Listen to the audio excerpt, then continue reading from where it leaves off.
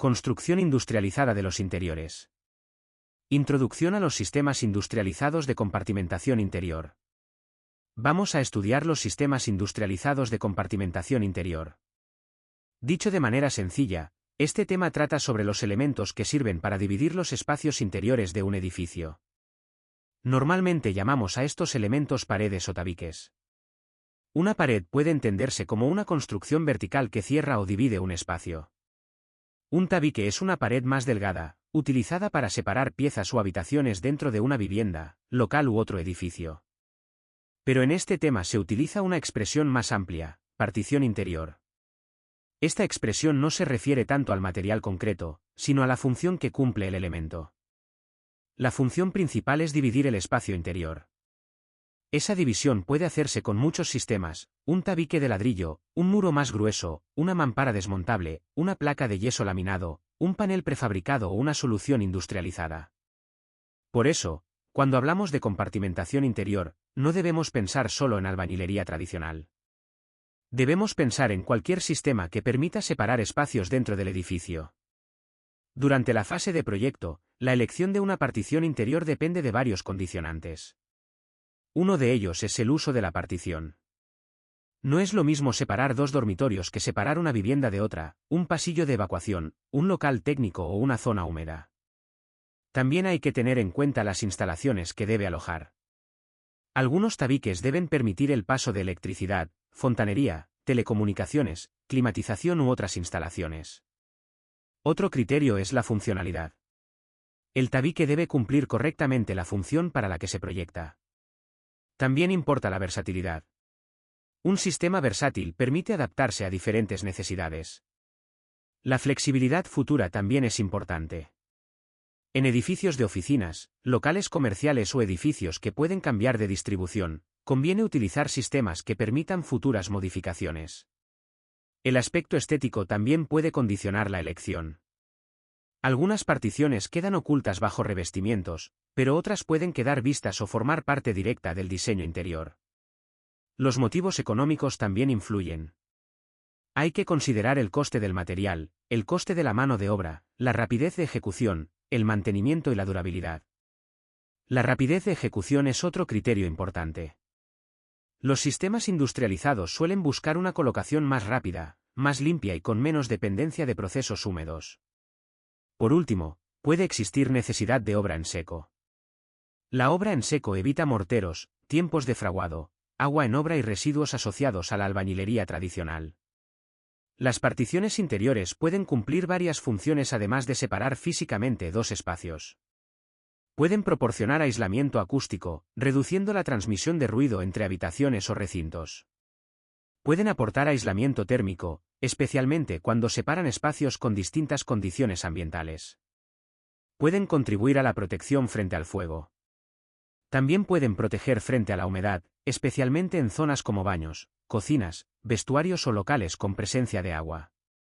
En resumen, una partición interior no es solo un elemento que divide. Es un sistema constructivo que debe cumplir prestaciones concretas. Pasamos ahora a la tipología de sistemas. Dentro de las soluciones posibles para separar espacios interiores, el tema empieza con la tabiquería cerámica. La tabiquería cerámica ha sido tradicionalmente el sistema más utilizado para ejecutar tabiques interiores. Durante mucho tiempo, cuando se hablaba de tabicar una vivienda, lo normal era pensar en ladrillo cerámico. Estos tabiques se realizan con fábricas de ladrillo cerámico. Pueden emplearse ladrillos huecos, perforados o macizos, dependiendo del tipo de espacio que se quiere separar y de las prestaciones que se buscan. Los ladrillos huecos son más ligeros y habituales en particiones interiores. Los ladrillos perforados o macizos pueden utilizarse cuando se necesita mayor masa, resistencia o determinadas prestaciones. La fábrica de ladrillo se ejecuta normalmente con mortero de cemento. Sin embargo, el remate superior contra el forjado se ha realizado tradicionalmente con pasta de yeso. Esto tiene varias razones. La pasta de yeso fragua y endurece rápidamente, lo que ayuda a estabilizar el tabique. Además, el yeso tiene una ligera expansión al fraguar, lo que permite acordalar el tabique contra el forjado. También se considera que el yeso es más deformable que el mortero de cemento. Por tanto, puede admitir pequeñas deformaciones del forjado sin introducir tensiones excesivas en la fábrica. Esto es importante porque los forjados pueden deformarse con el tiempo. Si el tabique queda excesivamente rígido entre suelo y techo, puede fisurarse o transmitir tensiones no deseadas. Según la antigua norma tecnológica ante PTL, de particiones y tabiques de ladrillo, los tabiques cerámicos se clasifican en varios tipos. El primero es el panderete. Está formado por ladrillos huecos sencillos, de unos 4 o 5 centímetros de espesor. Actualmente su uso es muy limitado. Se utiliza más bien en elementos secundarios, como forrados de elementos estructurales, recrecidos o soluciones auxiliares. El panderete debe quedar arriostrado a distancias no superiores a 3,5 metros. Arriostrar significa estabilizar el tabique mediante elementos que impiden que se mueva o se vuelva inestable. Esos elementos pueden ser pilares, muros, otros tabiques, forjados o vigas. El segundo tipo es el tabicón. Está formado por ladrillos huecos dobles, de unos 7 a 9 centímetros. Su uso actual sustituye al antiguo panderete en muchas divisiones interiores. El tabicón debe quedar arriostrado a distancias no superiores a 4,5 metros. El tercer tipo es la cítara de ladrillo hueco doble. También utiliza ladrillos huecos dobles, pero cambia la forma de colocarlos. En lugar de colocar el ladrillo con su cara mayor formando el plano del tabique, se coloca de canto. Esto aumenta el espesor del tabique. La cítara de ladrillo hueco doble debe quedar arriostrada a distancias no superiores a 5 metros. El cuarto tipo es la cítara de ladrillo macizo. En este caso se emplea ladrillo macizo y la distancia máxima de arriostramiento indicada es de 6 metros. La idea general es que, a mayor espesor y mayor consistencia del tabique, mayor puede ser la distancia entre elementos de arriostramiento. En los tabiques cerámicos también hay que resolver el paso de instalaciones. Para alojar instalaciones se realizan rozas. Una roza es una abertura o canal practicado en el tabique para colocar tubos, cables o conducciones. Las rozas pueden ser verticales u horizontales. La roza horizontal en panderetes y tabicones se realiza generalmente en las 3 hiladas superiores. Si se hace en otra zona, su longitud máxima debe ser de 1 metro. La roza vertical debe separarse de los cercos o premarcos al menos 20 centímetros. Esto evita debilitar zonas críticas junto a puertas o huecos. Si se utiliza premarco, la conducción eléctrica puede canalizarse dentro del propio premarco. Cuando se hacen rozas en las dos caras del tabique, debe comprobarse que la distancia entre rozas paralelas no sea menor de 50 centímetros. Esto evita debilitar excesivamente el tabique. Esta parte es importante porque las instalaciones pueden afectar mucho al comportamiento de una partición. Un tabique que originalmente tenía una sección suficiente puede perder capacidad si se llena de rozas mal ejecutadas. Después aparece el ladrillo cerámico de gran formato. Los ladrillos de gran formato permiten ejecutar tabiques con mayor rapidez y con menos juntas. Se consideran ladrillos huecos de gran formato aquellos cuya longitud supera los 300 milímetros y cuyo grosor es igual o superior a 40 milímetros e inferior a 140 milímetros. La ventaja de estas piezas es que cubren más superficie con menos elementos. Esto reduce el tiempo de ejecución y el número de juntas. Una variante son los ladrillos cerámicos prefabricados con yeso. Están formados por un núcleo interior cerámico y por una capa de yeso extrusionado, normalmente de 1 centímetro. El yeso extrusionado permite conseguir elevada planeidad en el acabado. Además, las piezas suelen tener terminaciones machembradas, lo que facilita una ejecución rápida en obra. Las medidas usuales indicadas son de 86 por 33 centímetros, con anchuras entre 5 y 10 centímetros. Por tanto, dentro de la tabiquería cerámica encontramos desde soluciones tradicionales de ladrillo pequeño hasta piezas de gran formato con mayor grado de industrialización. Pasamos ahora a la tabiquería de hormigón. Los tabiques de piezas de hormigón admiten diferentes formatos y medidas. Entre ellos aparecen los tabiques de bloque hueco de hormigón, los bloques de hormigón aligerado y los bloques de hormigón celular. El tabicón o tabique de bloque hueco de hormigón suele tener medidas de 40 por 20 centímetros, con espesores entre 7 y 10 centímetros. Se ejecuta con mortero de cemento Portland. Tiene características parecidas a la tabiquería cerámica. Una ventaja es que, en determinados usos como fábricas o comercios, puede no necesitar revestimiento si se acepta su acabado visto. También aparece el tabicón o tabique de bloque de hormigón aligerado, por ejemplo con arlita. La arlita es una arcilla expandida que funciona como árido ligero. Al emplear áridos ligeros, el bloque pesa menos que un bloque de hormigón convencional.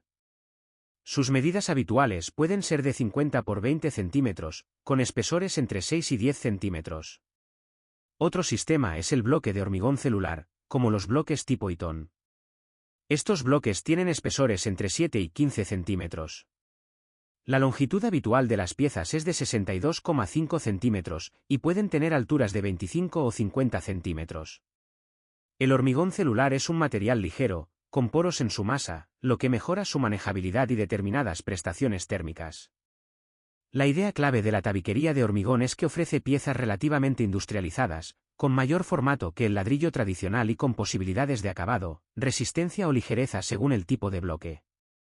Pasamos ahora a la tabiquería de placas y paneles. Primero se estudian las placas de yeso o escayola. Estas placas son elementos formados por una masa de yeso y escayola. Tienen forma de paralelepípedo, es decir, una forma geométrica similar a un bloque rectangular. Sus dos dimensiones mayores forman la superficie de la placa, mientras que el espesor es sensiblemente menor. Con 3 o 4 unidades puede ejecutarse aproximadamente 1 metro cuadrado de tabique. Los bordes perimetrales de cada placa van machembrados. El machembrado es una unión en la que una pieza tiene una parte saliente, llamada macho, y la otra tiene una ranura o hembra.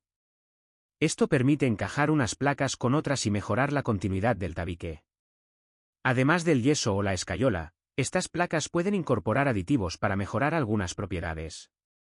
Aunque existen muchos tamaños, las dimensiones más habituales son unos 50 centímetros de altura, ancho entre 65 y 70 centímetros, y espesores de 6, 7, 9 y 10 centímetros. El espesor se elige en función de la altura y del uso del tabique. Para cumplir las exigencias de estabilidad y resistencia mecánica, se aconsejan límites de longitud entre elementos rigidizadores. Para tabiques de 6 centímetros de espesor, la longitud no debería superar 5 metros. Para tabiques de 7 centímetros, la longitud no debería superar 6 metros. Para tabiques de 9 y 10 centímetros, puede llegar a 8 metros. En cuanto a la altura, los tabiques de espesor igual o inferior a 7 centímetros no deben superar 3 metros y 60 centímetros. Los tabiques de espesor superior a 7 centímetros pueden alcanzar 4 metros y 60 centímetros. Los adhesivos y pegamentos utilizados para unir placas forman parte de cada sistema o patente. Por eso deben usarse los productos indicados por el fabricante. Esto es esencial para evitar fisuras y asegurar compatibilidad con el material de las placas. La ejecución de estos tabiques no debe empezar hasta que la obra permita proteger las placas frente a la intemperie, especialmente frente al agua.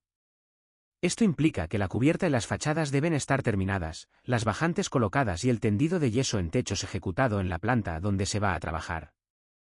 La razón es clara, el yeso y la escayola son sensibles al agua. Si se mojan antes o durante la ejecución, pueden perder prestaciones, deformarse o deteriorarse.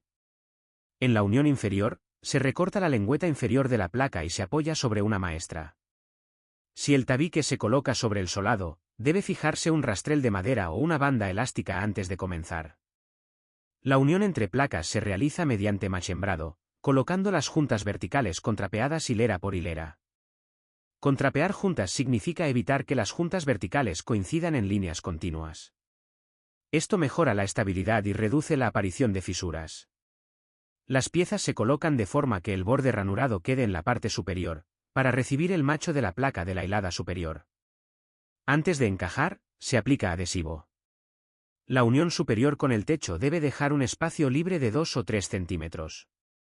Ese espacio se deja para prever deformaciones de los elementos estructurales.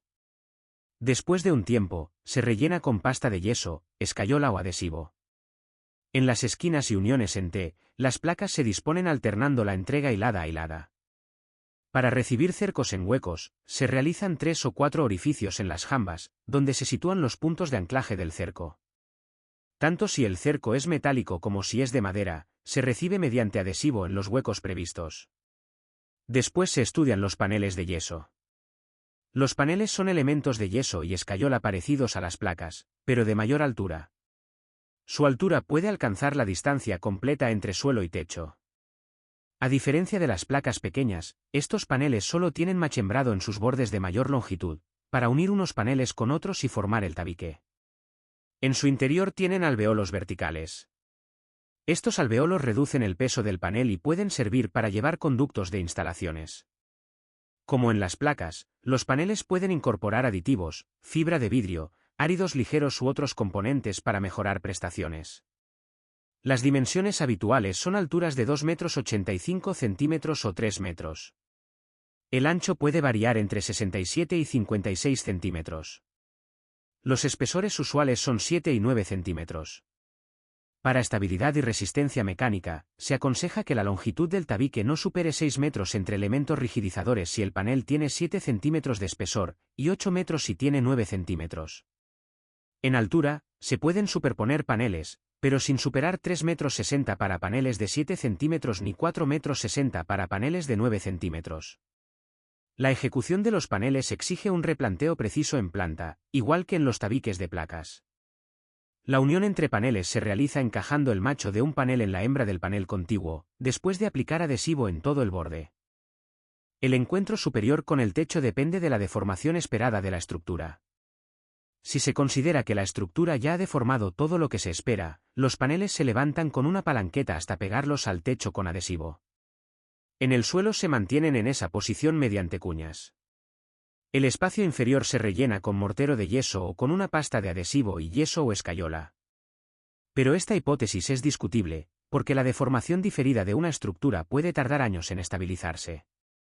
Si se prevé que la estructura todavía puede deformarse, se deja una separación superior de 2 o 3 centímetros. Esa junta se rellena posteriormente con adhesivo, cuando ya se ha producido la máxima deformación posible. Este punto es fundamental. Si el panel se coloca rígidamente entre suelo y techo y el forjado se deforma después, el tabique puede fisurarse o comprimirse. En las uniones en esquina y en T, los tabiques que entregan se pegan directamente al tabique con el que forman ángulo, usando adhesivos y repasando la arista. En algunos sistemas existen piezas especiales en forma de L o T que facilitan la ejecución. Para recibir cercos, el dintel del hueco puede formarse colocando un panel en posición horizontal, con un apoyo mínimo de 10 centímetros sobre los paneles laterales. En las jambas del hueco se realizan 3 o 4 orificios para situar los puntos de anclaje del cerco. Por último, aparece la tabiquería autoportante de yeso laminado. Este sistema se define como una compartimentación interior no desmontable, formada por una estructura ligera de perfiles de chapa de acero galvanizada. A esa estructura se fijan mediante tornillos los paneles o placas de yeso laminado. El procedimiento general es el siguiente. Primero se fijan perfiles metálicos horizontales, llamados canales, en el suelo y en el techo. Después se colocan entre ellos perfiles verticales, llamados montantes. Finalmente, se atornillan las placas de yeso laminado a esos montantes. Este sistema es muy importante dentro de la construcción industrializada de interiores y por eso se desarrolla de forma independiente en el tema 9. La idea final de este primer bloque es que la compartimentación interior ha evolucionado desde la albañilería tradicional hacia sistemas más industrializados. La tabiquería cerámica sigue siendo importante, pero requiere morteros, rozas y más trabajo húmedo. La tabiquería de hormigón aporta piezas de bloque con distintas prestaciones. Las placas y paneles de yeso o escayola reducen tiempos y permiten mayor prefabricación. Y los sistemas autoportantes de yeso laminado representan una solución en seco, ligera, rápida y adaptable. Continuamos con las condiciones de comportamiento de las particiones interiores. Hasta ahora hemos visto los tipos principales de particiones: tabiques cerámicos, tabiques de hormigón, placas y paneles de yeso o escayola, y sistemas autoportantes de yeso laminado.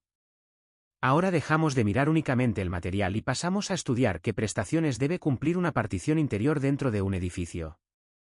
Una partición no debe elegirse solo porque sea rápida, barata o fácil de ejecutar. Debe responder a una serie de exigencias técnicas: seguridad estructural, seguridad en caso de incendio, salubridad, ahorro energético y protección frente al ruido. Empezamos por la seguridad estructural. Las particiones interiores, en general, no son elementos estructurales. Es decir, no están pensadas para soportar cargas del edificio como lo hacen pilares, vigas, muros de carga o forjados. Sin embargo, esto no significa que puedan ser débiles o inestables. Aunque no soporten la estructura principal, deben resistir acciones propias de su uso. Un tabique debe mantenerse estable frente a su propio peso, frente a pequeños impactos, frente a empujes accidentales, frente a vibraciones y frente a las deformaciones normales del edificio. Por ejemplo, una persona puede apoyarse contra un tabique. También puede haber golpes de mobiliario, puertas que cierran con fuerza, estanterías colgadas o instalaciones que atraviesan la partición. Por tanto, una partición interior debe tener estabilidad suficiente para no fisurarse, no volcar, no deformarse excesivamente y no poner en riesgo a los usuarios. En los sistemas tradicionales, como la tabiquería cerámica o la de bloques, esta estabilidad depende de factores como el espesor del tabique, la altura, la longitud, el tipo de pieza, el mortero y el arriostramiento. El arriostramiento es esencial. Un tabique muy largo y muy delgado puede comportarse mal si no está conectado a otros elementos que lo estabilicen. Por eso en el tema anterior se indicaban distancias máximas entre elementos rigidizadores. En los sistemas de placas o paneles, la estabilidad depende de la unión entre piezas, del adhesivo, del machembrado, del espesor, de la altura, de la longitud y de la forma en que se resuelven los encuentros con suelo, techo y paredes laterales. En los sistemas autoportantes de yeso laminado, la estabilidad depende de la estructura metálica interior, de los canales, los montantes, la modulación, el número de placas, el espesor de las placas, la fijación al soporte y la correcta ejecución de juntas. La idea fundamental es que la partición interior no suele ser portante, pero sí debe ser segura, estable y compatible con los movimientos del edificio. Una cuestión importante es la deformación de los forjados. Los forjados pueden deformarse con el tiempo. Si una partición queda rígidamente comprimida entre el suelo y el techo, esa deformación puede transmitirse al tabique y producir fisuras, aplastamientos o deformaciones. Por eso, algunos sistemas dejan juntas superiores o encuentros flexibles para absorber pequeñas deformaciones. Esta idea ya aparecía en las placas y paneles de yeso, donde se podía dejar una junta superior de 2 o 3 centímetros para prever movimientos de la estructura. Ahora pasamos a la seguridad en caso de incendio. Las particiones interiores tienen un papel muy importante en la protección contra incendios. Un incendio no se controla solo con materiales resistentes. También se controla compartimentando el edificio, es decir, dividiéndolo en zonas que limiten la propagación del fuego, del humo y de los gases calientes. Una partición interior puede actuar como barrera frente al incendio. Puede separar sectores de incendio, proteger vías de evacuación, delimitar locales de riesgo especial o cerrar recintos que necesitan una resistencia al fuego determinada. El Código Técnico de la Edificación, en el documento de BESI, regula la seguridad en caso de incendio. Dentro de este documento aparecen varios conceptos importantes. El primero es la sectorización. Un sector de incendio es una zona del edificio separada de otras mediante elementos que tienen una resistencia al fuego determinada. La finalidad es que, si se produce un incendio en un sector, el fuego no se propague rápidamente a los sectores vecinos. Las paredes, techos y puertas que delimitan sectores de incendio deben tener una resistencia al fuego adecuada. En este contexto aparecen siglas como R, E y I. La letra R significa resistencia o capacidad portante. Indica el tiempo durante el cual un elemento mantiene su función portante en caso de incendio. La letra E significa integridad o estabilidad frente al paso de llamas y gases calientes. Indica el tiempo durante el cual el elemento impide que el fuego atraviese la separación. La letra I significa aislamiento térmico. Indica el tiempo durante el cual el elemento limita el paso del calor hacia la cara no expuesta al incendio. Cuando vemos una clasificación como EI 60, significa que el elemento mantiene integridad y aislamiento durante 60 minutos. Si aparece REI 120, significa que mantiene resistencia portante, integridad y aislamiento durante 120 minutos. No todos los elementos necesitan las tres letras. Una partición interior no portante normalmente no necesita R, porque no tiene función estructural. En ese caso suele hablarse de EI. Una puerta resistente al fuego puede incorporar clasificaciones como EI 230C5. Aquí EI indica integridad y aislamiento. El número 30 indica 30 minutos. La C hace referencia al cierre automático, y el número asociado indica la durabilidad o frecuencia de uso del sistema de autocierre. En el documento se explica que la clasificación C5 se refiere a una utilización muy frecuente, con 200.000 ciclos de ensayo. La clase C4 corresponde a alta frecuencia de uso, con 100.000 ciclos. La clase C3 corresponde a frecuencia media, con 50.000 ciclos. La clase C2 corresponde a baja frecuencia, con 10.000 ciclos. La clase C1 corresponde a puertas mantenidas en posición abierta, con 500 ciclos. Y la clase C0 indica que no hay prestación determinada. Esto es importante porque una puerta resistente al fuego no solo debe resistir el fuego durante un ensayo. También debe seguir cerrando correctamente después de mucho uso. Si una puerta cortafuego queda abierta, no sirve como elemento de compartimentación. Por eso los dispositivos de autocierre son fundamentales. El tema también trata los locales y zonas de riesgo especial. Dentro de un edificio puede haber espacios con mayor riesgo de incendio que otros. Por ejemplo, almacenes, salas de calderas, locales de instalaciones, cuartos de transformación, depósitos de combustible, cuartos de contadores o aparcamientos. Estos espacios se clasifican según su riesgo, bajo, medio o alto. Cuanto mayor sea el riesgo, más exigentes serán las condiciones de compartimentación, evacuación y resistencia al fuego. Las particiones que delimitan estos locales deben cumplir las prestaciones establecidas por el DBSI. Además, si el local contiene instalaciones reguladas por reglamentos específicos, como transformadores, calderas o depósitos de combustible, también deben cumplirse esos reglamentos. Esto significa que la elección de un tabique no puede hacerse sin mirar el uso del recinto. Un tabique que sirve para separar dos habitaciones normales puede no servir para cerrar un local de riesgo especial. También se estudia la reacción al fuego de los revestimientos. La resistencia al fuego y la reacción al fuego no son lo mismo. La resistencia al fuego mide cuánto tiempo un elemento mantiene sus funciones durante un incendio. La reacción al fuego mide cómo se comporta un material cuando está expuesto al fuego, si arde fácilmente, si contribuye a la propagación de las llamas, si produce humo o si genera gotas inflamadas. En interiores, los revestimientos de paredes, techos y suelos deben cumplir unas clases de reacción al fuego según el uso del edificio y la zona.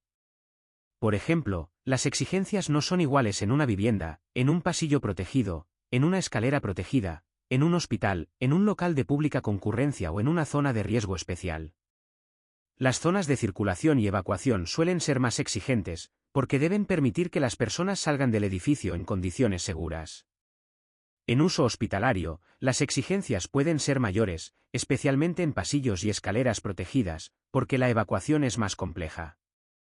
En este tema se indica que la resistencia al fuego de los revestimientos de tabiquería, suelos y techos viene definida en la tabla correspondiente del CTSI. Después se aborda la resistencia al fuego de los propios elementos que forman el tabique.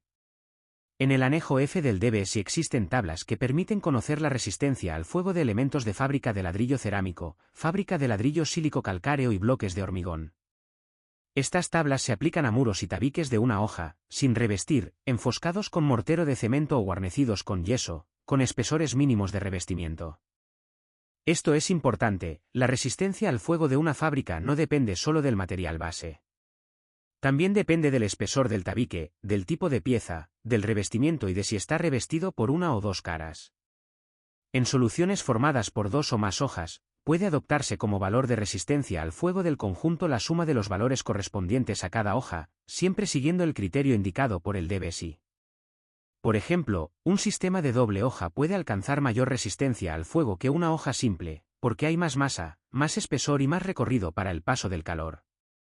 El documento también aclara una cuestión de clasificación. Que una tabla indique una clasificación EI para un elemento no significa necesariamente que ese elemento no tenga capacidad portante frente al fuego. Puede ocurrir simplemente que no se disponga de la clasificación REI correspondiente. Es decir, la clasificación disponible no siempre describe todas las capacidades posibles del elemento. Cuando trabajamos con sistemas industrializados, como placas de yeso laminado, mamparas o paneles específicos, la resistencia al fuego normalmente no se deduce solo por espesor. Debe apoyarse en ensayos, certificados o documentación técnica del fabricante. En los sistemas de yeso laminado, por ejemplo, la resistencia al fuego puede variar mucho según el número de placas, el tipo de placa, el espesor, la estructura metálica, el aislamiento de la cámara y la forma de montaje. Una placa normal puede tener un comportamiento básico. Una placa tipo F, con mejor comportamiento frente al fuego, puede mejorar la resistencia del sistema. También puede influir la lana mineral colocada dentro de la cámara.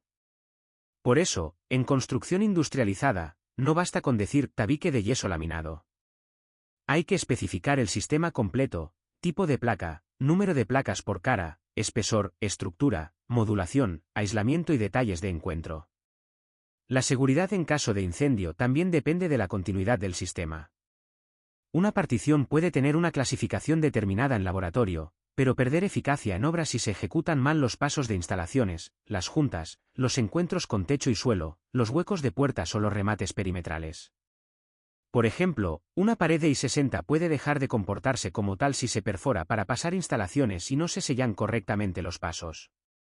También puede perder prestaciones si la puerta colocada en ella no tiene la misma exigencia o si la puerta no cierra automáticamente. Por eso, la compartimentación frente al fuego debe entenderse como un conjunto: pared, puerta, juntas, encuentros, pasos de instalaciones, sellados y mantenimiento.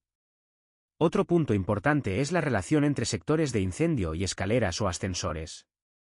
Cuando una escalera o un ascensor comunica sectores de incendio diferentes, o conecta una zona de riesgo especial con el resto del edificio, debe compartimentarse según las exigencias del DBSI. En el caso de ascensores, pueden exigirse puertas con clasificación específica, como E30, o vestíbulos de independencia con puertas resistentes al fuego y autocierre. Un vestíbulo de independencia es un espacio intermedio que separa dos zonas, reduciendo la posibilidad de propagación directa de humo y fuego. La lógica es sencilla: los huecos verticales, como escaleras y ascensores, pueden favorecer la propagación del incendio entre plantas. Por eso su compartimentación es especialmente importante. En resumen, la seguridad frente al fuego en particiones interiores se basa en varias ideas. Primero, dividir el edificio en sectores para limitar la propagación del incendio.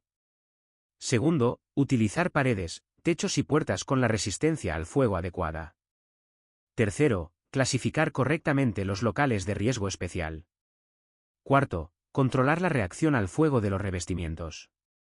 Quinto, asegurar que la ejecución real mantiene las prestaciones ensayadas o prescritas. Y sexto, cuidar especialmente los encuentros, huecos, puertas, pasos de instalaciones y elementos móviles. La idea principal de este bloque es que una partición interior no es solamente una división física. Puede ser una barrera estructuralmente estable, una barrera frente al fuego, una protección de vías de evacuación y una pieza clave para la seguridad del edificio. Por tanto, en construcción industrializada, la rapidez de montaje nunca debe sustituir a la comprobación técnica de las prestaciones. Cada sistema debe elegirse y ejecutarse según el uso del recinto, la altura, la longitud, la exposición a impactos, las exigencias acústicas, las exigencias de humedad y, especialmente, las exigencias de protección contra incendios. Continuamos con las condiciones de comportamiento de las particiones interiores. Ya hemos visto la seguridad estructural y la seguridad en caso de incendio. Ahora pasamos a otras prestaciones muy importantes: salubridad, ahorro energético y protección frente al ruido. Empezamos por la salubridad. La salubridad se relaciona con las condiciones higiénicas y de habitabilidad del edificio. En el caso de las particiones interiores, el problema principal aparece cuando los tabiques están en contacto con zonas húmedas. Una zona húmeda es un espacio donde puede haber presencia frecuente de agua, vapor de agua o humedad ambiental elevada. Por ejemplo, baños, aseos, cocinas, vestuarios, lavanderías o locales similares. En estos espacios no se puede elegir cualquier tipo de partición sin tener en cuenta la humedad. Algunos materiales, como el yeso o ciertos tableros, pueden deteriorarse si absorben agua de forma continuada. Por eso, cuando se utilizan sistemas de yeso laminado en zonas húmedas, deben emplearse placas adecuadas. Normalmente se utilizan placas con capacidad de absorción de agua reducida, como las placas tipo H. Estas placas están preparadas para soportar mejor ambientes húmedos que una placa estándar. Pero esto no significa que sean impermeables en cualquier condición. Deben utilizarse correctamente, con juntas bien tratadas, revestimientos adecuados y protección en las zonas donde pueda haber contacto directo con agua. Por ejemplo, en una pared de baño con alicatado, el soporte debe tener resistencia suficiente frente a la humedad y también debe admitir el revestimiento cerámico. En zonas de ducha, bañera o contacto directo con agua, puede ser necesario reforzar aún más la solución con impermeabilizaciones específicas. La salubridad también se relaciona con la ventilación y con la prevención de condensaciones. Si una partición separa zonas con distintas condiciones de humedad o temperatura, puede producirse condensación en la superficie o dentro del cerramiento. La condensación aparece cuando el vapor de agua se enfría y se transforma en agua líquida. En interiores, esto puede generar manchas, moho, pérdida de prestaciones, deterioro de revestimientos y problemas higiénicos. Por tanto, en zonas húmedas la partición no debe analizarse solo por su resistencia mecánica. También hay que considerar la humedad, la ventilación, el revestimiento, las juntas, los encuentros y la posible aparición de condensaciones. La idea principal es que un sistema de compartimentación interior debe adaptarse al ambiente donde se coloca. Una solución válida para un dormitorio puede no ser adecuada para un baño, una cocina o un vestuario. Pasamos ahora al ahorro energético. En principio, las particiones interiores no forman parte de la envolvente térmica exterior del edificio. La envolvente térmica es el conjunto de elementos que separan los espacios habitables del exterior o de espacios no acondicionados. Sin embargo, el documento básico de ahorro de energía, el DBE, también establece limitaciones para ciertas particiones interiores. Esto ocurre especialmente cuando una partición separa zonas con distinto uso, o cuando separa unidades de uso residencial entre sí. Por ejemplo, una pared entre dos viviendas no es una fachada exterior, pero sí puede tener importancia energética y de confort. También puede separar espacios con condiciones térmicas distintas. El parámetro que se utiliza es la transmitancia térmica. La transmitancia térmica mide la cantidad de calor que atraviesa un elemento constructivo. Se representa normalmente con la letra U y se expresa en vatios por metro cuadrado Kelvin. Cuanto menor es el valor de transmitancia, mejor es el aislamiento térmico. En el caso de particiones interiores, el DBE establece que la transmitancia no debe superar determinados valores cuando se dan las condiciones previstas por la normativa. Esto significa que una partición interior puede necesitar aislamiento térmico, aunque no esté en fachada.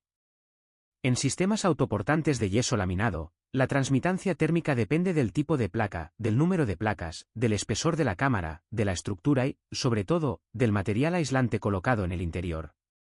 Un tabique de yeso laminado con cámara vacía tendrá unas prestaciones. Si se incorpora lana mineral en la cámara, mejorará tanto el comportamiento térmico como el acústico. El documento muestra ejemplos de transmitancias de tabiquería autoportante de yeso laminado según el catálogo de elementos constructivos del CTE. Como ejemplo, se menciona que con un aislante de lana mineral de 7 centímetros de espesor y una resistencia térmica determinada, se puede obtener una transmitancia de 2,61 vatios por metro cuadrado Kelvin para un tabique con un panel, y de 2,15 vatios por metro cuadrado Kelvin para un tabique con doble panel de yeso laminado.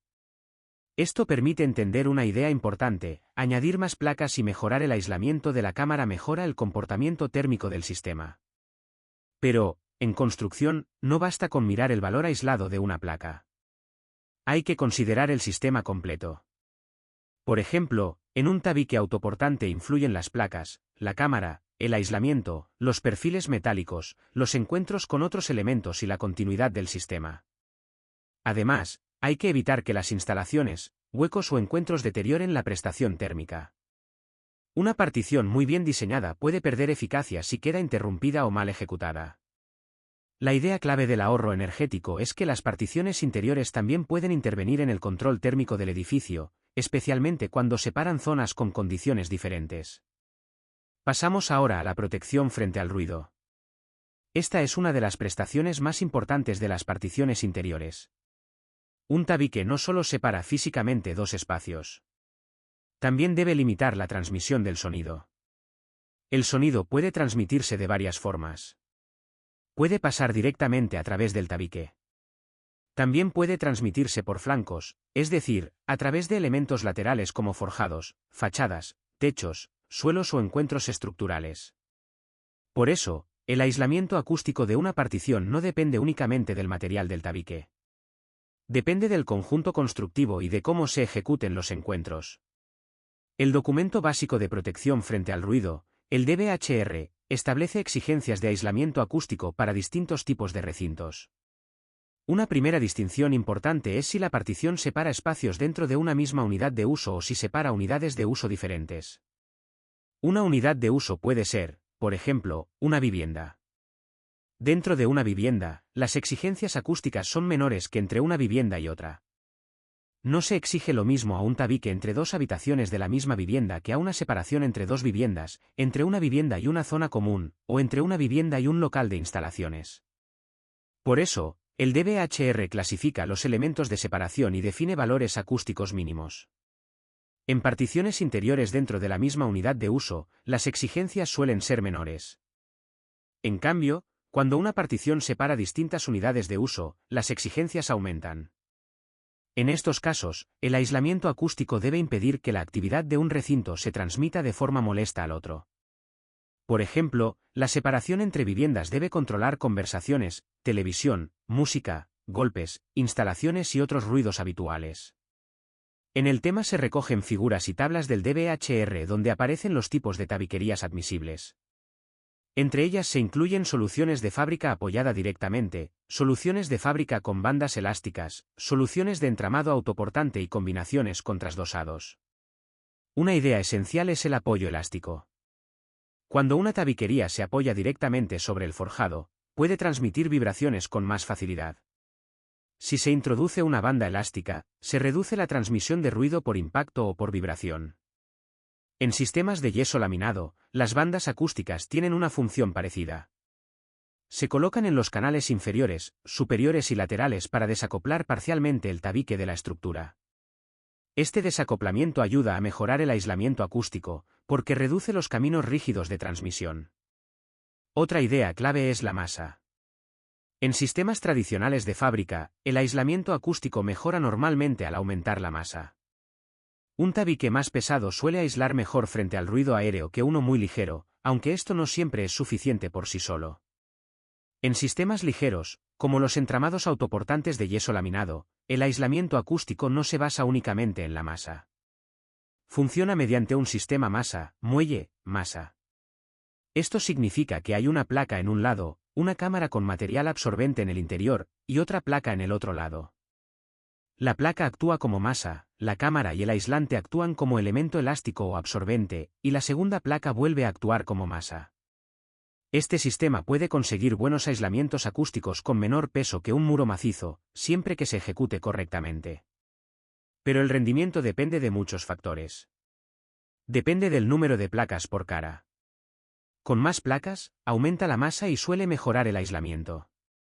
Depende del espesor de la cámara. Una cámara mayor puede mejorar el comportamiento acústico. Depende del tipo de aislante. La lana mineral suele ser útil porque es un material absorbente y elástico. Depende de si las estructuras de ambas caras están conectadas o independizadas. Si las dos caras comparten la misma estructura, puede haber más transmisión. Si se independizan, el aislamiento mejora. Y depende mucho de la ejecución de juntas, encuentros y pasos de instalaciones. Una pequeña fuga puede deteriorar notablemente el aislamiento acústico. El sonido se cuela por rendijas, huecos, cajas eléctricas mal selladas, encuentros con techo, encuentros con suelo o juntas mal ejecutadas. Por eso, en acústica, la continuidad y la estanqueidad son fundamentales. El documento muestra también una tabla con parámetros acústicos de la tabiquería. Estos parámetros permiten comparar distintas soluciones y comprobar si cumplen las exigencias del DBHR. Aunque no memoricemos todos los valores, si debemos entender el criterio, el sistema debe elegirse según el tipo de separación que resuelve. No es lo mismo un tabique interior dentro de una vivienda que una pared entre viviendas o una separación con un recinto de instalaciones. También es importante el ruido de impacto. Aunque el tema se centra principalmente en particiones verticales y aislamiento a ruido aéreo, el ruido de impacto puede transmitirse por estructura, suelos y encuentros. Por eso los sistemas de apoyo elástico, bandas y desacoplamientos ayudan a controlar no solo la transmisión aérea, sino también parte de la transmisión por vibración. La protección frente al ruido es especialmente exigente porque depende de la obra real. Un sistema puede tener buenos valores de laboratorio, pero si se ejecuta mal, el resultado en obra puede ser mucho peor. Por ejemplo, un tabique de yeso laminado con buen diseño acústico puede fallar si no se colocan bandas acústicas, si las placas no llegan correctamente a los encuentros, si las juntas se tratan mal, si las cajas eléctricas quedan enfrentadas en ambas caras, o si los pasos de instalaciones no se sellan. También puede fallar si el ruido se transmite por flancos, a través del forjado, la fachada o un falso techo continuo que conecta ambos recintos. Por eso, la acústica no se resuelve solo eligiendo un tabique. Se resuelve diseñando y ejecutando correctamente todos los encuentros. Llegamos así a la conclusión general del tema 8. La construcción industrializada de interiores no consiste simplemente en sustituir ladrillo por placas. Consiste en entender que las particiones interiores son sistemas constructivos completos, con funciones específicas. Deben separar espacios, pero también cumplir exigencias de seguridad, fuego, humedad, energía y ruido. La tabiquería tradicional cerámica sigue siendo una solución conocida, pero tiene limitaciones: peso, obra húmeda, rozas, tiempos de ejecución y menor flexibilidad. Los bloques de hormigón aportan otras posibilidades, especialmente en usos donde se requiere resistencia o acabado más robusto. Las placas y paneles de yeso o escayola permiten una ejecución más rápida y modulada, pero exigen protección frente a la humedad y cuidado en los encuentros. Los entramados autoportantes de yeso laminado representan una solución industrializada en seco, ligera, versátil y adaptable, con buenas posibilidades acústicas, térmicas y de resistencia al fuego si se diseñan correctamente. Pero ningún sistema funciona bien por el material aislado.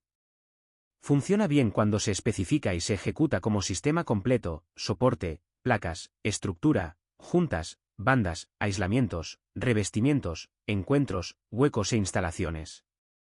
Por tanto, el criterio principal del tema es este: elegir la partición interior adecuada exige relacionar el sistema constructivo con las prestaciones que debe cumplir. No se debe elegir un tabique solo por costumbre, precio o rapidez. Debe elegirse según el uso del recinto, la altura, la longitud, la humedad, el fuego, la acústica, la necesidad de instalaciones, la posibilidad de futuras reformas y la calidad de ejecución prevista.